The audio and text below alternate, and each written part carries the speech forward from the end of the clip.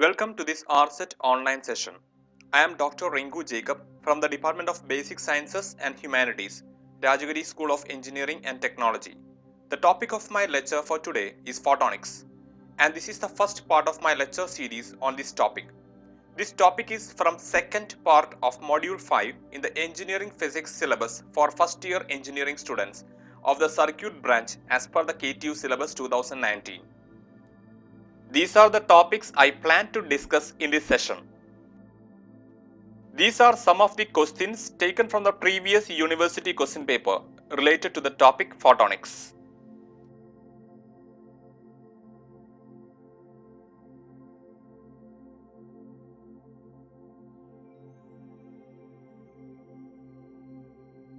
Let me introduce the term photonics. It is the branch of science that involves generation of a photon, normally called as light, its detection as well as its manipulation. By manipulation, I mean transmission, emission, signal processing, modulation, switching, amplification, and sensing. The term photonics was derived from the root word photon, which denotes the tiniest entity of light, analogous to an electron in electricity. The term photonics was first used to designate the field of research area responsible for using light to perform tasks that are conventionally related to the electronics, like telecommunications, information processing, and so on. Studies in the field of photonics began in 1960 after the discovery of lasers. Other progress followed includes optical fibers for transmitting information, the laser diode in the 1970s, etc. These developments made the foundation for the industrial revolution in the telecommunications sector during the late 20th century and supply the internet infrastructure.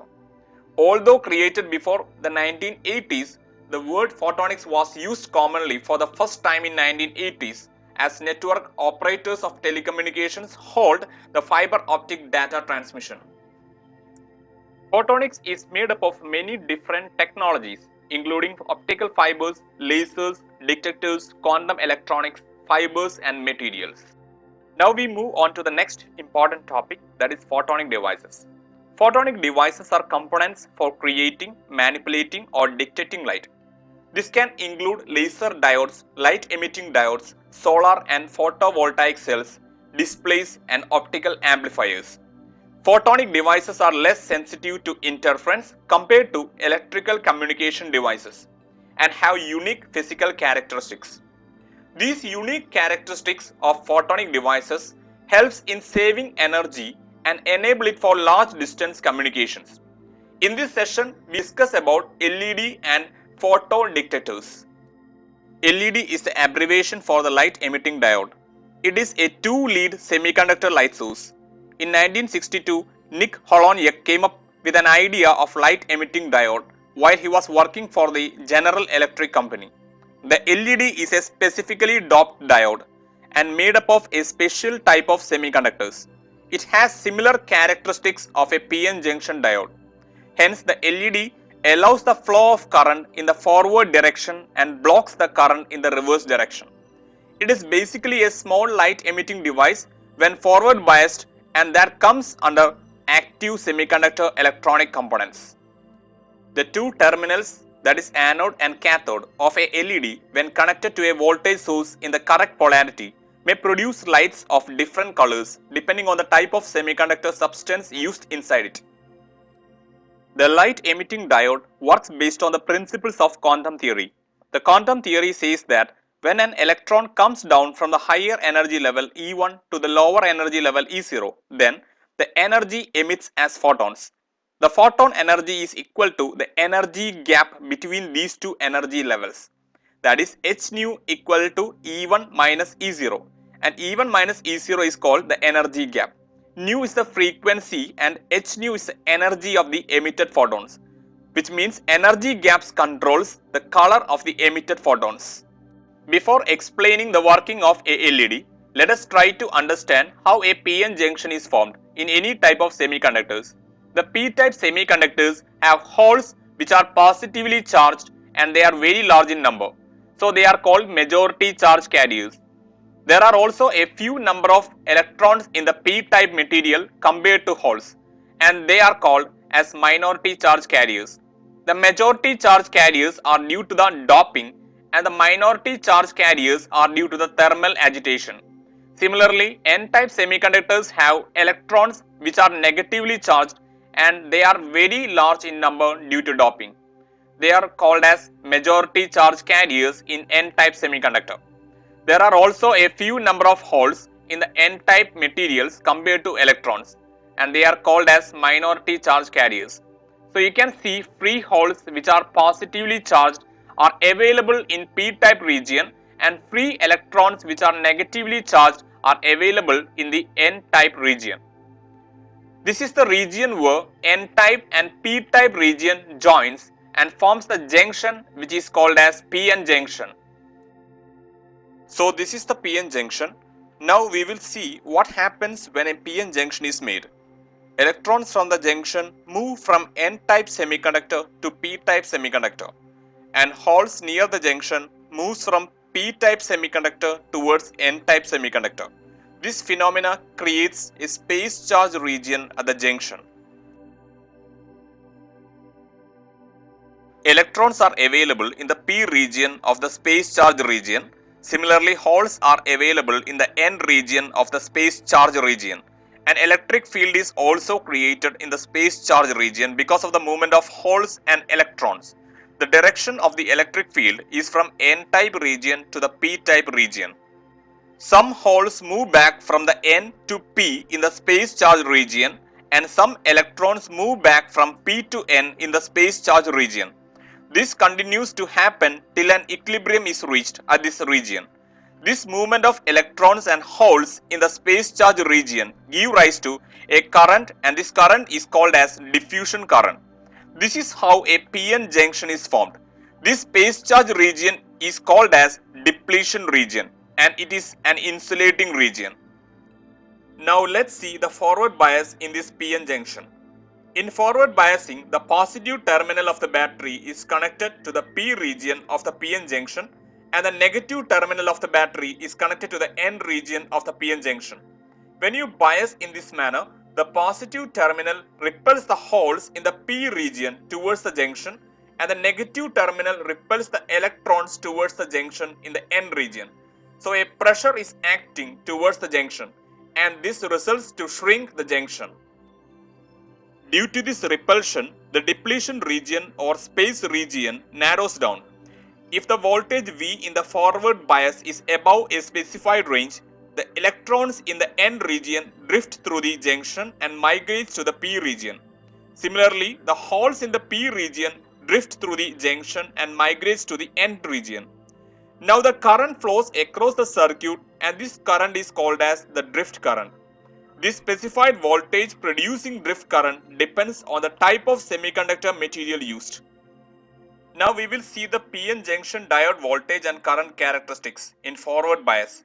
The specified voltage producing drift current is called as knee voltage and depends on the type of semiconductor material used. As an example, for PN junction made from germanium semiconductor, this voltage is nearly 0.3 volt. And that made from silicon semiconductor, this voltage is nearly 0.7 volt. As the light emitting diode has similar characteristics of normal silicon and germanium PN junction diodes, we make a comparison of voltage current characteristics of LED with different materials. That is shown in the figure to the right. As you can see in the graph, for a 20 milliampere forward current, we measure the knee voltage for the different LED materials producing different colors. The table shows the different semiconductor materials and the respective wavelength of light emitted and also the approximate knee voltage denoted by Vf at 20 milliampere. Now let us see the reverse bias in this PN junction. For reverse bias to achieve in PN junction semiconductor, the negative terminal of the battery is connected to the P-type region of the PN junction semiconductor and the positive terminal of the battery is connected to the N-type region of the PN junction semiconductor. When you bias in this manner, the holes gets attracted to the negative terminal of the battery and the electrons get attracted towards the positive terminal of the battery. This results in the increase of the depletion region or the space charge region. You can see in the figure the repulsion of electrons and holes is happening against the space charge or depletion region. So this results in the increase in the depletion layer. Now the PN junction acts as an insulator and will not allow any current to flow in the circuit. But if the battery voltage in the reverse bias is above a particular limit of voltage, electrons and the holes break down through the PN junction and cross the junction. This results in the current to flow through the circuit. This particular voltage is called as reverse bias breakdown voltage. So you can see in the figure, the electrons which are negatively charged crosses this junction or breaks through the junction and moves towards the P region. Similarly, the holes which are positively charged breaks through the junction and moves towards the N region, resulting in a flow of current. This breakdown is called as avalanche breakdown. In this process, the current flowing through the PN junction is very high and ultimately the PN junction gets damaged due to the overheating caused by the excessive flow of the current. This is how a PN junction actually works. Now we will see the PN junction diode voltage and current characteristics in reverse bias. The reverse bias characteristics is also similar to the one shown for the light emitting diode. Now we move on to the next topic, photodetectors. Photodetectors, which are also called as photosensors, are sensors of light or other electromagnetic radiation. A photodetector has a PN junction that converts light photons into current. The absorbed photons make electron-hole pairs in the depletion region. Photodiodes and phototransistors are few examples of photodetectors. Here we will discuss about photodiodes. Photodiodes are again classified into two types. One is junction photodiode and the other is spin photodiode. Now I will explain about the first type of photodiode, that is junction photodiode. A photodiode is a special form of PN junction diode that has the ability to generate or produce current when the junction is exposed to radiation. Now let us have a look at the symbol of photodiode. In the symbol of photodiode, the two inward arrows shown in blue color represents its exposure to radiation. This diode specifically works in reverse bias condition. It means it works only when a reverse bias voltage is applied to it. The operating principle of the photodiode is such that when the junction of this two-terminal semiconductor device is illuminated, then the electric current starts flowing through it. Only minority current flows through this device when certain reverse potential is applied to it. The figure shows the construction details of a photodiode. The PN junction of the device is placed inside a glass material. This is done in order to allow the light energy to pass through it. As only the junction is exposed to the radiation, the other portion of the glass is painted black or is metallized by silicon nitride coating. The overall unit is of very small dimension, nearly about 2.5 mm. The current flowing through the device is in microampere and is measured through a microammeter. The anode terminal is taken from the P region and the cathode terminal is taken from the N region. Now we will discuss about the different operational modes of a photodiode. Photodiode basically operates in two modes. One is in photovoltaic mode and second in photoconductive mode. First we look at the case of photovoltaic mode. In this mode, no external reverse biasing potential is provided to the photodiode. So this mode is also known as zero bias mode. In this mode, when the photodiode is exposed to light, the photons are absorbed by the electron-hole pair called as excitons and they split up, generating a voltage difference across the PN junction. The flow of minority carriers takes place that gives a very small current. Now we see the case of photoconductive mode. In this mode, a reverse biasing potential is applied to the photodiode. Then it behaves as a photoconductive device. Here, an increase in depletion width is seen with a corresponding change in reverse voltage. Photoconductive devices used as detectors have a higher frequency response. However, they also have a high signal to noise ratio. Let us now understand the detailed circuit arrangement and working of a photodiode in photoconductive mode. In the photodiode, even in the absence of light at the PN junction, a very small reverse current flows across the junction due to the reverse bias voltage. This current is due to the minority charge carriers, because in the reverse bias mode, as you can see in the figure, the negative terminal of the battery or source is connected to the p-type semiconductor and the positive terminal of the battery is connected to the n-type semiconductor. So minority charge carriers are repelled towards the junction. It means the electrons which are the minority charge carriers in the p region of the semiconductor are repelled by the negative terminal of the battery towards the p-n junction. And similarly, the holes in the n region, which are the minority charge carriers, are repelled by the positive terminal of the battery towards the p-n junction. Due to this repulsion, the minority charge carriers flow across the junction even in the absence of light. So this current flowing in the absence of light, that is in darkness, is termed as dark current. Now consider the junction of the p-n junction photodiode is illuminated with light. As the light falls on the surface of the junction, the electron-hole pair at the depletion region absorbs it and gets separate each other. Due to the reverse bias, the electrons at the junction gets attracted towards the positive terminal of the battery and the holes at the junction gets attracted to the negative terminal of the battery. This movement of charges will generate a high reverse current through the photodiode. Now, if we increase the intensity of light falling at the junction, more charge carriers are generated at this junction and flows through the photodiode, which in turn produces a large electric current through the photodiode. This current is used to drive other circuits connected to this photodiode. Otherwise, we can say the intensity of light energy is directly proportional to the current through the photodiode. It is to be noted that only forward bias potential can put the photodiode in no current or zero current condition. The voltage and current characteristic graph is shown here.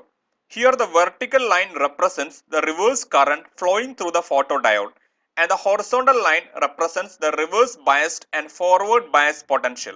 In the graph, the first curve represents the dark current that generates due to the minority carriers in the absence of light. You can see in the figure, as we increase the intensity of light, we get different curve and that all the curve show almost equal spacing in between them. This is so because current proportionally increases with luminous flux.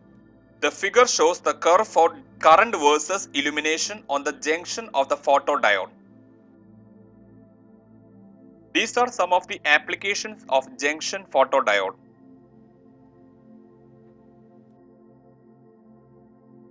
Now we move on to the next type of photodiode, that is the pin photodiode. The pin diode is an alternation of the normal p-n junction for particular applications. It is one type of photodetector which is used to convert optical signals into electrical signals. After the p-n junction diode was developed in the year 1940s, the diode was first used as a high power rectifier for low frequency signals. By the addition of a new layer called as the intrinsic layer, it helps to increase the breakdown voltage for the applications of high voltage. This technology was invented in the late 1950s. Now we see the structure and working of the pin diode. In the figure, you can see the circuit symbol and the structure of the pin photodiode. The term pin diode gets its name from the fact that it includes three main layers. Rather than just having a p-type and an n-type, it has three layers. First, it has p-type layer, second intrinsic layer and third n-type layer. The pin photodiode has a wide intrinsic semiconductor introduced between the heavily doped p and n regions. Both p and n regions are heavily doped compared to the p region and n region of normal p-n diodes. As discussed in the previous slide, the occurrence of this new layer called as intrinsic layer significantly helps to increase the breakdown voltage for applications of high voltage. But this addition of intrinsic region makes the diode a poor rectifier compared to the normal p-n diodes. But it makes it appropriate for applications like fast switches, attenuators, photodetectors and in high voltage power electronic applications. The working principle of the pin diode is exactly same as a normal p-n diode. But for using pin diode as a photo detector, we always connect it in reverse bias. If you connect pin diode in forward bias, the depletion region gets nullified and the current will flow from p-type material to n-type material, and this current is in the range of milliamperes. Now, when the light falls on the junction, the current due to photons will be very small compared to the forward bias current, that is in milliamperes. So, the ability of the pin diode to sense the light is very small in forward bias. But when you use the pin diode in reverse bias, because of the depletion region, the current will be flowing only because of the minority carriers. So the current will be very less. Now when light falls on the depletion region, it will increase electron hole pair separation to take place inside the depletion region, and that will result in flow of current which depends on the intensity of light falling on the junction. This current will be high due to two reasons. Firstly, due to proper reverse bias voltage, the depletion region is spread throughout the intrinsic material region. Secondly, the area of collecting the light in the depletion region will be large due to the intrinsic material. Now I will explain one more reason why the sensitivity of the pin photodiode increases in reverse bias. Here the depletion region acts as a capacitor between the P and the N-type semiconductors. From the figure you can see the capacitance will be very less when you reverse bias the pin photodiode because the thickness D of the intrinsic material will be large. This lower the capacitance as per the equation, and this will reduce the current flowing due to the reverse bias as the capacitor blocks direct current. So you will get more current because of the light falling on the junction compared to the current due to the reverse bias. This increases its quantum efficiency.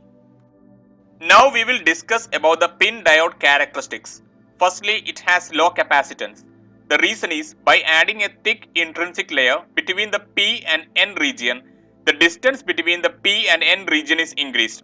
As per the capacitance equation, C equal to area into permittivity of the medium divided by separation distance. So when the intrinsic material is added, the separation is increased, which reduces the capacitance. Secondly, the pin diode has a high breakdown voltage. The reason is that as we add intrinsic layer, the reverse breakdown capacity is increased as we are increasing the width of the depletion region compared to the normal PN junction diode. Thirdly, pin diode is sensitive to photo detection. For using pin diode as photo detector, it should be reverse biased. As the intrinsic region is of larger area, the depletion width is large. This will provide a larger surface area for photo detection. Some more electron hole pair will be produced when the photons fall on this region. As a result, large amount of current will be produced due to the photons falling on the junction, which means photosensitivity of the pin diode depends on the depletion region. These are the uses of pin photodiodes.